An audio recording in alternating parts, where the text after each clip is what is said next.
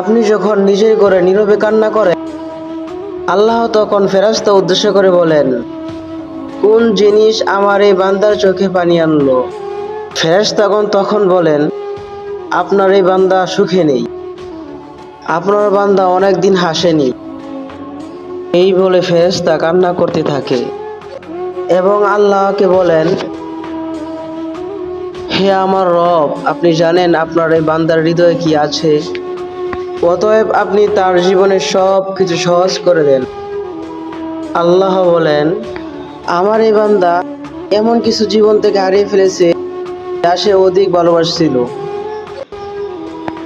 অতএব আল্লাহ বলেন, আমি শপথ করেছি, আমার বান্দা তার জীবন থেকে যা হারিয়েছে এর থেকে উত্তম জিনিস তাকে এনে দেব, যা দেখে দুনিয়াতে ও আখেরাতে সবাই চমকে যাবে। আলহামদুলিল্লাহ।